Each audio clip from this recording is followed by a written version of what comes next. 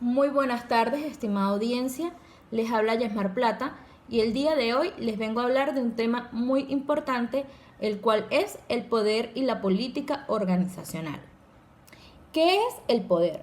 El poder es simplemente esa capacidad que existe de interactuar con un grupo de individuos, en este caso con el grupo de la organización o con el grupo de colaboradores de la organización. Es muy diferente a la autoridad. ¿Por qué? Un claro ejemplo de esto es, nos inscribimos a un curso y en este caso la persona fundamental que va a ejercer el poder será el profesor, ya que éste, a través del respeto, la tolerancia y sus buenos conocimientos que impartirá, pues dará poder en ese grupo de estudiantes para que estos puedan lograr la meta que desean, que en este caso es obtener su título de ese curso. Ahora bien, les voy a hablar sobre la diferencia entre el poder y el liderazgo. El poder es como esa herramienta que conlleva al éxito de la empresa. El liderazgo me permite conseguir las metas de la empresa. Es decir, que el poder es simplemente como esa base que se va a tener del liderazgo. Siguiendo con este tema, ahora les voy a conversar sobre la diferencia que existe entre el liderazgo y el poder. En primer lugar, tenemos que el liderazgo tiene que seguir como las metas del líder, mientras que el poder es totalmente dependiente. El liderazgo pues debe tener como una congruencia con las metas del líder, y mientras que el poder pues ya tiene sus propios seguidores. El liderazgo se centra en influenciar desde abajo sobre los seguidores, minimizando todos los patrones de arriba, mientras que el poder no. La otra diferencia es que el liderazgo pues tiene que hacer como más énfasis en todas las investigaciones, mientras que el poder no. El poder simplemente amplía y se centra en unas tácticas que se puede generar la conformidad. Es decir, el poder solamente se involucra en todos los grupos de la organización, permitiendo que se tenga como esa base de respeto, de que los grupos tengan cierto respeto y ciertas normas a través del poder, a través del poder, o sea, esa capacidad que se va a tener de influenciar sobre estos grupos. Ahora les hablaré sobre las bases del poder. Existen 7 bases. La primera base es el poder formal.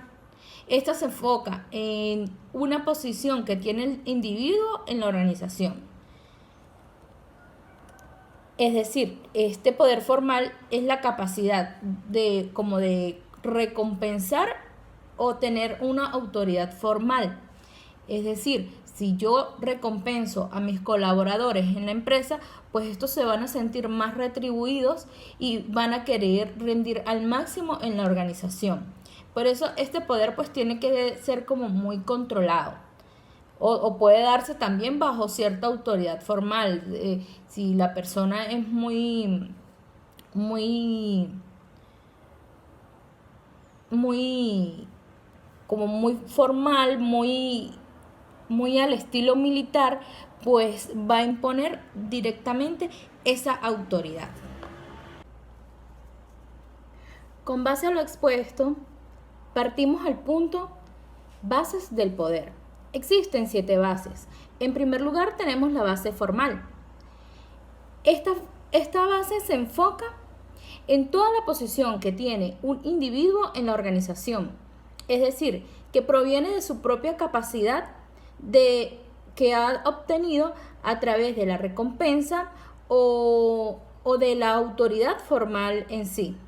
Es decir, que si se retribuye positivamente a un colaborador en la empresa, pues este tendrá más apoyo y tendrá mayor concentración en el momento de desenvolverse en sus actividades. Ahora el poder coercitivo, esta es la segunda base.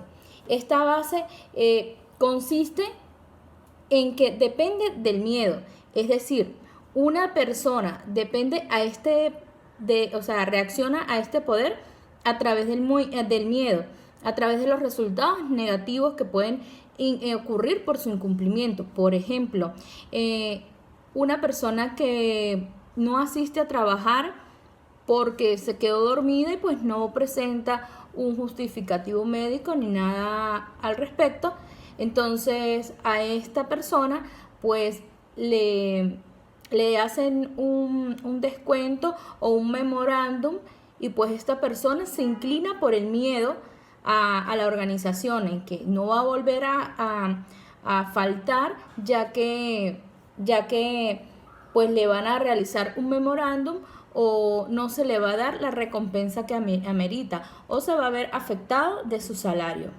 o que puede llevar a una consecuencia peor, que puede ser el despido laboral. La siguiente base es el poder de la recompensa. Este poder es todo lo opuesto al poder coercitivo, ya que todas las personas pues cumplen sus deseos o todas las instrucciones de otro, porque puede producir todos los beneficios. Es decir, se puede tener poder sobre estas personas a través de todas las recompensas, sean financieras, sea de controlar el nivel salarial, los aumentos, los bonos, o mejorar el ambiente laboral, mejorar el espacio de trabajo, o que tenga que ver con la satisfacción personal. La siguiente base es el poder legítimo. Esta representa la autoridad formal para usar los recursos organizacionales. El poder personal. Este consiste en que todas las características de un individuo sean vistas desde dos perspectivas. Sea vista desde la experiencia, el respeto y la admiración de los demás. El siguiente poder es el poder experto.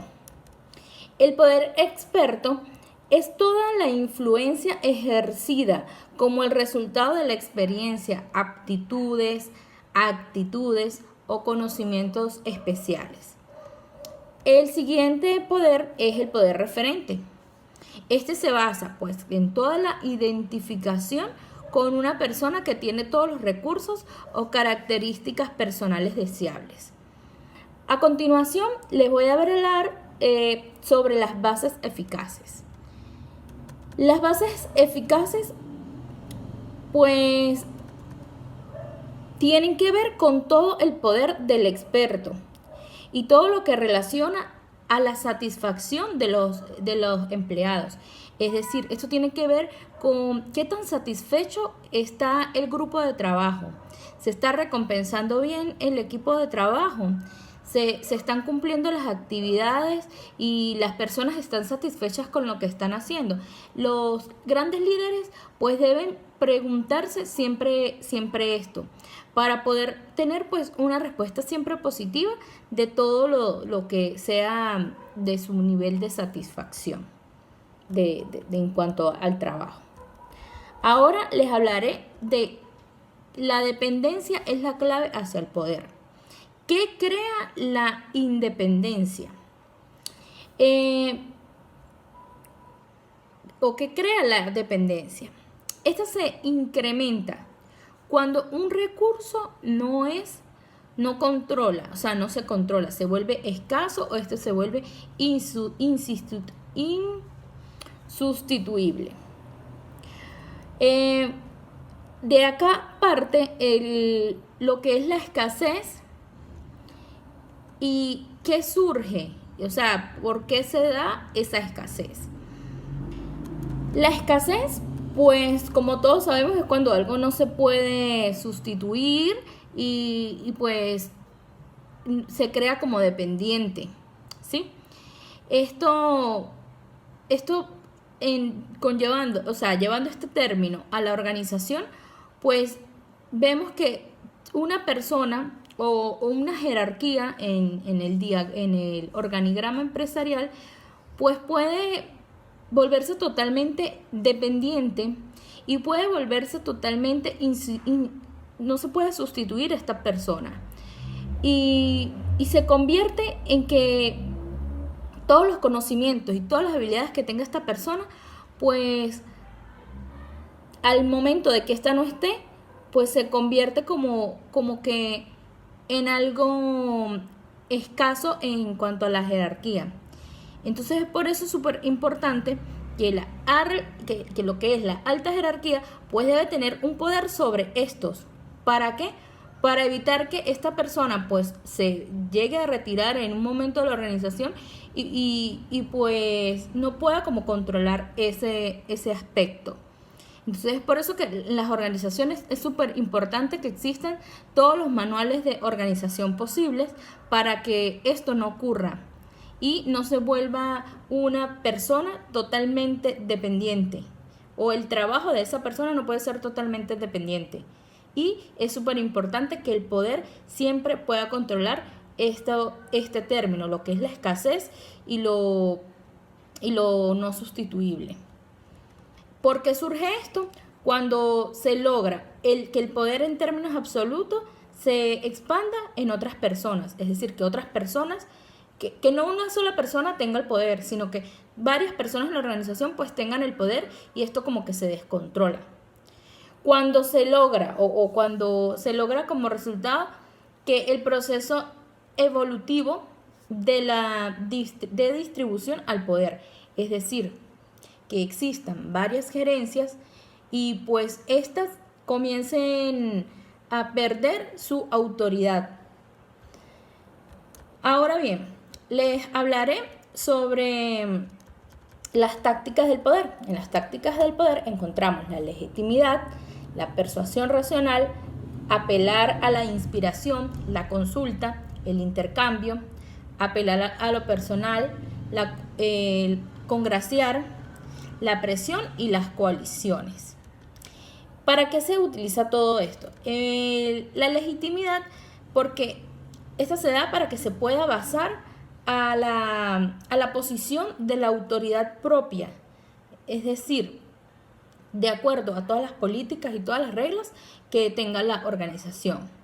La persuasión racional, esta va a presentar todos los argumentos lógicos, la evidencia basada en hechos que se pueda tener como una petición razonable.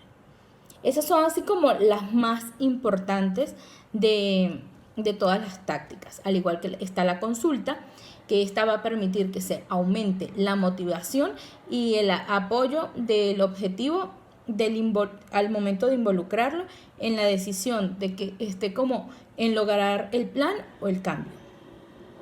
A continuación les va a exponer mi compañero Jordan Colmenares. Hola, ¿qué tal? Mi nombre es Jordan Colmenares y para finalizar el tema del poder podemos hablar de las relaciones del poder. Dentro de la organización esto es un proceso racional, pero que lleva un conjunto de contradicciones. ¿Por qué? Porque el poder proviene de aquella idea vaga que tiene el individuo del contenido o de las ideas que según él le generan poder.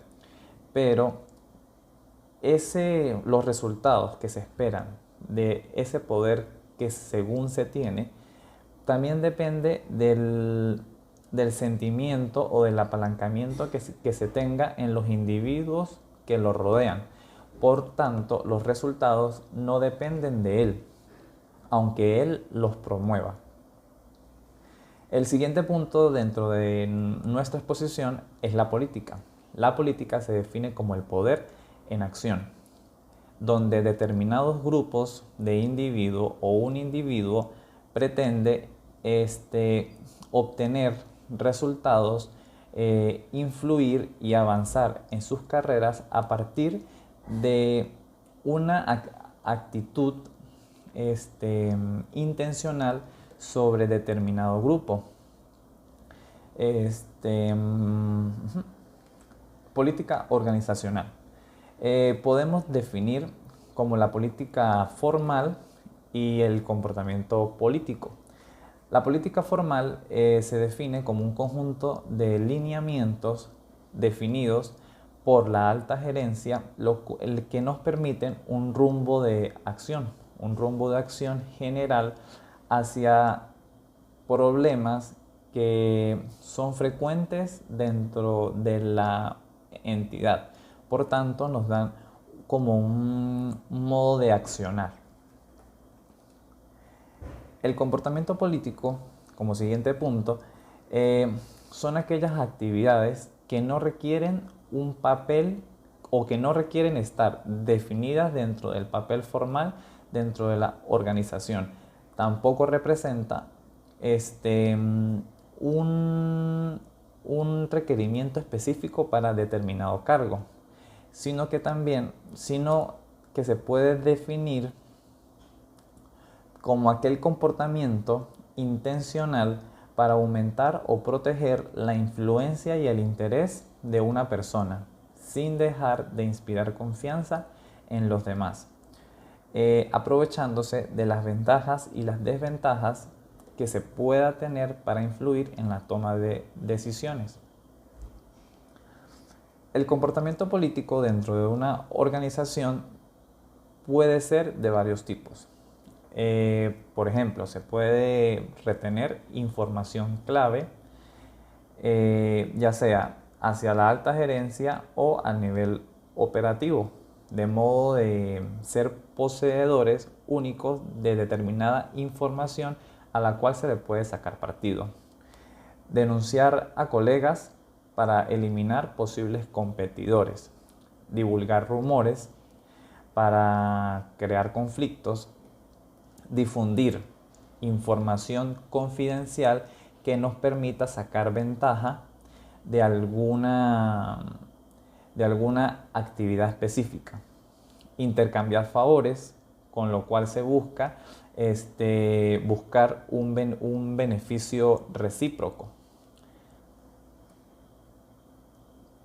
Dentro de los tipos de comportamiento político tenemos el comportamiento político legítimo y el comportamiento político ilegítimo.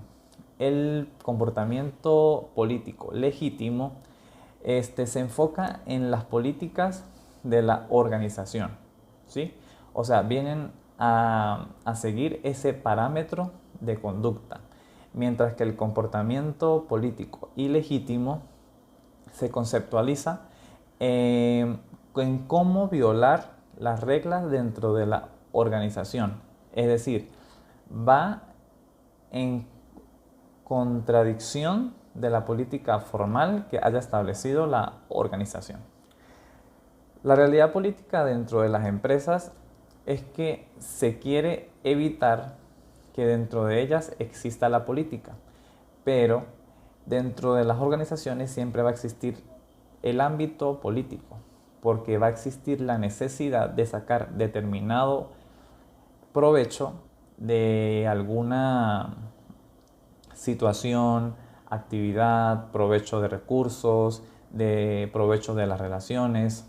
Por tanto, la política es inherente a las organizaciones.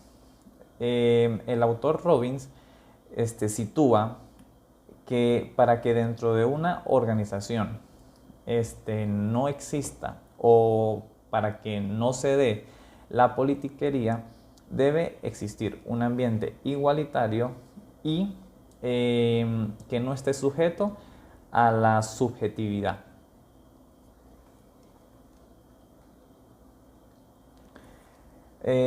Como punto siguiente tenemos las causas y consecuencias del comportamiento político.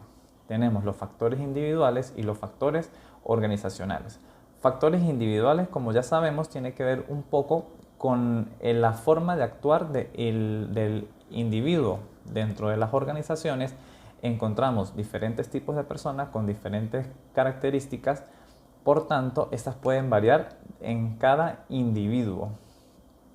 Lo que sí podemos determinar es que cierto grupo de personas que tienen un locus interno, que buscan controlar su actuar, ellos, así como creen que controlan su forma de ser y su forma de mostrarse al mundo, ellos también creen pretender que con esa misma capacidad pueden controlar a su entorno, por tanto a las personas que se encuentran en él, lo cual es una característica del comportamiento político.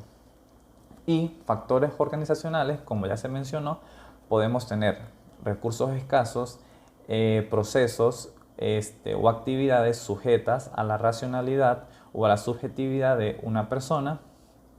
Y también se habla de que determinadas culturas y situaciones, tanto geográficas, políticas, externas o el entorno de la organización, puede ser un factor determinante en cómo se dé la política dentro de la empresa.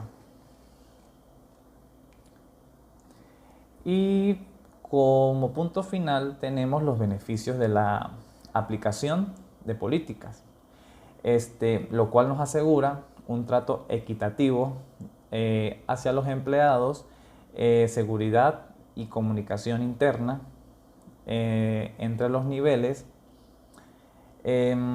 facilita la comunicación entre los diferentes niveles gerenciales, desarrollo sano de autoridad, de poder y liderazgo, y son indispensables para una adecuada delegación de autoridad.